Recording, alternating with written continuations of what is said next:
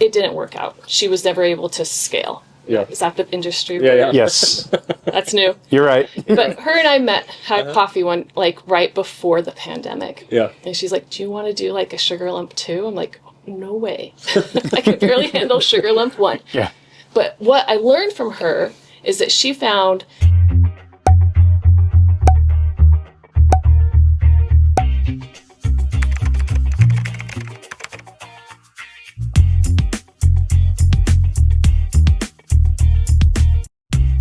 Welcome to this episode of the Ask Valor Masterminds Podcast, brought to you by A Advanced Services, Fuse Networks, and Warrior Injury Law. Well, since this is 2026, a new year, we've been doing this for how many years, Joe? A little over 5 years. All right, and about how many episodes? About to be close to 215, 220 probably. 200 and change? Yeah. Right? So in an effort to evolve, we've brought people to the studio here and the downstairs studio that we had before. But this year, we're really trying to make an effort to go visit businesses on site. So today we're going to take this show literally on the road, walk down the street for our very first one, and visit a business called Sugarlump, which is a consignment store. We don't know much about them, but we're going to walk down, meet Malia, the owner, and find out. Hi guys, welcome to this episode of the Ask Valor Masterminds Podcast on the road edition. My name's Galen, Joe. Coming at you from Sugarlump, right down the road from the Cradle Block Studios with Malia here. So thanks for having us in your store. Yeah. As we walked into Sugarlump, the introductions happened and the conversation just started to flow. So Emilio just started recording. Galen and Joe immediately walked in and asked about the business. And Which is perfect. Right. Yeah. I love that. and museum studies is what I have my master's degree in. Okay. And so this place is like my little museum because it's all about my database Right. Yeah. and condition reporting Yeah. and stuff like that. But I don't have a drive or a desire to make money. All right. And I So just- you're from it like almost like curating stuff Yes. to help parents. Yeah. Like, Yeah. all right. So we could go that way. So I'm not interested in making money. Yeah. My prices are probably too low, Okay. right? And like whenever I buy new things, like fixtures for the shop, they're used. Mm-hmm. The only thing I buy new are like my price tags, receipt tape, all of the bags at the shop. Oh, your logistical stuff. Yeah, Yeah. everything, the bags that people take things away in are all things that consignment has come in. So, like, I have zero interest in making money, and Yeah. I shouldn't be in this job, but I do love it because it's a service that's provided to Seattle families Right. Okay. to get clothes that are high quality that aren't ridiculously priced. So it's Yeah. almost like so Goodwill has something called Blue Diamond, I think, which is they're still a for-profit company, but it's their higher-end clothing that comes into Goodwill that they push out to other stores where you're not going to go to a big warehouse and get a pair of Jimmy Choo's Right. things. You're going to go to there and you're going to get it there at a heavily discounted rate. Yeah. In a sense. Yeah, in a sense, it is. It's like that. But also, I do the work of making sure things are great brands, great quality. So you're intentional on that. Yeah. Oh yeah. So I see all the winter gear, snowboard pants, that kind of stuff up front, and Seahawks up front, and So did you purposefully lay out the store a certain way to give a consumer an experience when they walk in, or more like, this is what we're driving right now because this is the season we're in? Oh, so every season I change out things. So before the end of the year, that green armoire was full of Christmas pajamas, right? Okay. In the summer, we have racks of swimsuits, and it's nice weather, so they're outside. yeah. But when I've been in this location for 2.5 years, and we started out, like Seattle has like a program where you can have someone for free come and help like design layout of a store. Yeah. And it was just like way over the top. Like he was like, well, you could do like this or this. And I really appreciated the program. Right. But I just knew what would work because we went from 500 square feet to this. Okay. So I don't know. I mean, there's not a lot of intentionality. There's like seasonal changes and there's making sure it's high quality. Yeah. But So how are you different using your museum background when you put the store together then? I mean, part of it is the seasonality, knowing, like at a museum, there's a rotating exhibit, similar like there's seasons here for like clothes and everything. But well, really, I would say it's on the back end with the technology, because I have a database that makes it so when I put something for sale and Seahawk stuff. when this guy is scanned, automatically the consigner is going to get their percentage and the shop's going to get our percentage. Oh, automatically. Yeah, and so there are other people who have started businesses like mine, but they pay straight out. Yep. And when you do that, all of your equity is sunk in these things, and You're front you loaded. want to hold on to it because you've paid for it, right? Right. You're paying for the space and everything. So I haven't paid for any of this stuff. Right. And so when it's done with its consignment period, get rid of it, and it keeps things fresh in here. There's no like piles of stuff, because if it's out of season, if it didn't sell, donate it. Yeah. Oh, so you don't even give it back to a person. They just... Well, they can ask for it. Right. If they want it back, I'll give it back to them. Majority of people are like, get it out of the most house. people are like, it's already out of my house. Yeah, I don't need it I don't anymore. want it back. So if something sits on the shelf for 60 days, do you have something notify you like it's been on the shelf for 60 days and it's time to get it out? Or you just know like, springtime, I'm going to bring all the Mariner stuff out, you know, Right. whatever. Well, so I have a database that has a functionality that I think it could probably tell me daily what things are expired. But I don't do that because a lot of what the shop makes is, when things expire after 60 days, it becomes shop property. And in that case, when it sells, it's all store profit. So you could really decide what you want to do with it. If I'm going to unload it or I'm going to keep it on the shelf. I've got like 4 organizations that I donate to, and I make big donations as far as clothing and goods. Are Kid Vantage on the east side, St. Francis House in Central District, Mary's Place, their Soto location, and Wellspring Family Services, which is just down here on Rainier. So those are the 4 places I rotate as far as donations. And so there's always lots of great stuff that doesn't sell. And so it goes to families in need. I make sure everything that leaves the store goes to families in need for free. So that it doesn't continue like, oh, you just take it to Goodwill. I'm like, no, though they are for profit. They are asking you to give extra cents. So does that help you as a business owner then? Like the donating value of, Well, no, because it's never technically my property because I didn't buy it. Oh, okay. So none of this is my property. So after 60, if you want to, then I want to unload 4 bags to Mary's Place, 4 bags to the east side, and then whatever you want. So someone comes in, they consign it. If someone's able to purchase it within a certain amount of time, that person gets their consignment amount, their percentage amount. The rest goes to the store. After a certain time period, if it doesn't sell, then it just gets donated. And it gets donated. And your database of people already know that coming into the door. Yeah. Oh, yeah. That's all clear. And my database, what it does is it makes it so I don't have to do the math, and I don't have to have a reason to hold on to things. Right. And I can automatically send people like, here's your inventory list. This is the date. Everything finalizes. If you want it back, it's your responsibility. Right. To ask Come for pick it. up by this date, or it's being donated. Yeah. So it's. I like that. It's the technology that makes it easier, and I know that. Yeah, there's a lot of stores that just hold on to things because they've already paid for it. Yeah. Right. And they want to get their ROI. Yeah. So it's a win-win for the person dropping it off to you in the store because you get your cut as it leaves the store. Yeah. Right? So. Yeah. Injured? Call us at 253-WARRIOR. Warrior Injury Law. Battle tested. If you were to ask me a question about best advice. Yeah. It's like you knew what I was going to ask you. Yeah. What's the best piece of advice you've been given? It wasn't necessarily the best piece of advice, but one of the hardest things that I think someone coming into this business, it wasn't this way. Like, I've been here 7 years. So when I first started the shop, Squarespace was just a barely, something you heard on podcasts. Right. It wasn't as big as it is now. And so, like, building a new website, getting the new database, which is quite a turnover of information and data.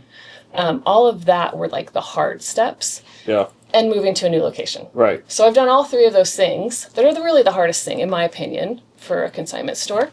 And Yeah. And so it's kind of running really nice. Our sales were up 20% last year. Over Congratulations. Yep. Yeah. And 20% isn't a big amount when it was a small amount last year. It's just a little bit bigger this year. Yeah, but a 20% increase in any business is big. Whether you're going from 100,000 to 120,000, or you're going from 5 million up, that's still 20% is 20%. It's significant enough. Yeah.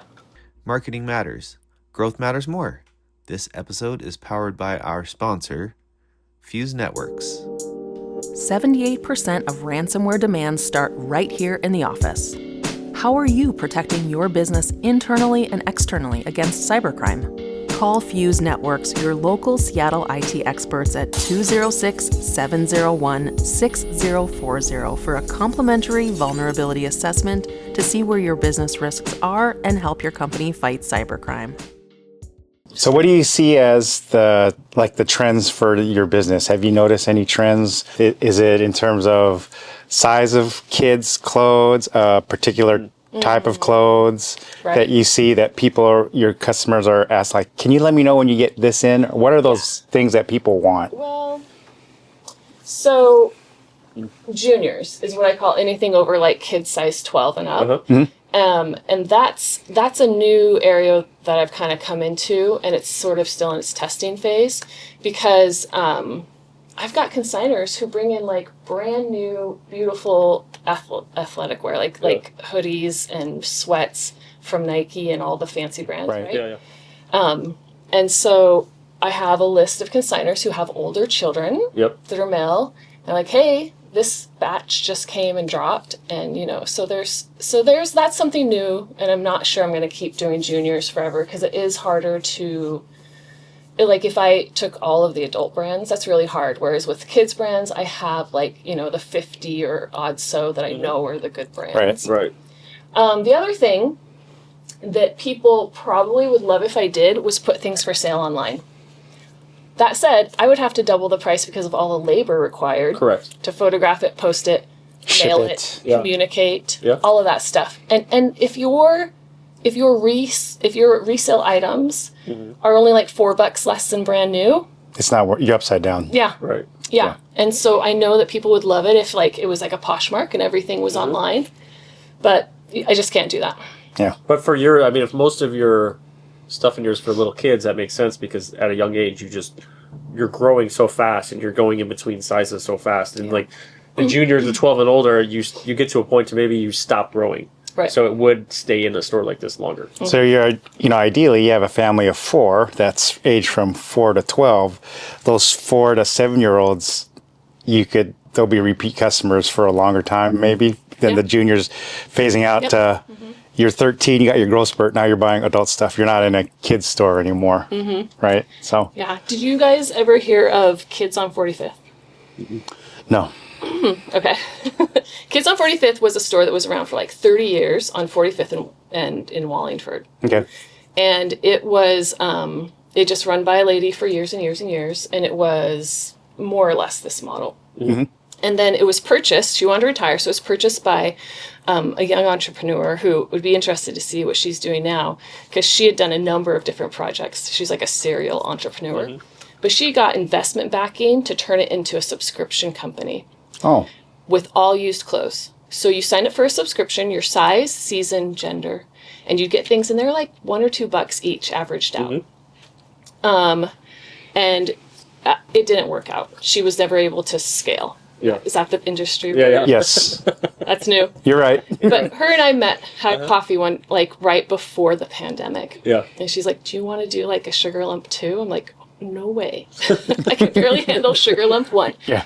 But what I learned from her is that she found that parents who are shopping for their children, they were missing the thrill of the hunt when they did a subscription, right? Because everything was just, you showed up and like a blind box, like, okay, you're not picking like, and instead of the Sherm, I'm looking for a Russell Wilson, whatever twisted parent would want that. So, and so that was something, I guess that would be a piece of advice I learned from someone. Okay. Was that there is the thrill of the hunt. Yeah.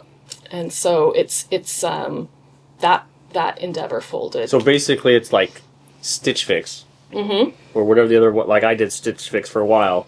but for kids. Yeah. I think with the kids, I think it's tough. Like you said, you have to know someone's style, and unless there's 15 of you figuring out what the kids' styles are based upon a questionnaire, then that model. But some people need that model where they don't have the time and they just want things given to them, where you fill your profile. You're answering 15 questions to develop a profile, and then you're going to get this. 1 month you may just not like purple, then you'll edit it. But the thrill of the hunt are the families that want to, like, well, I want to get something good quality for my child. Something you're like, oh my gosh, this is Vera Wang. Yeah. It's wool. It's beautiful. Somehow it didn't sell.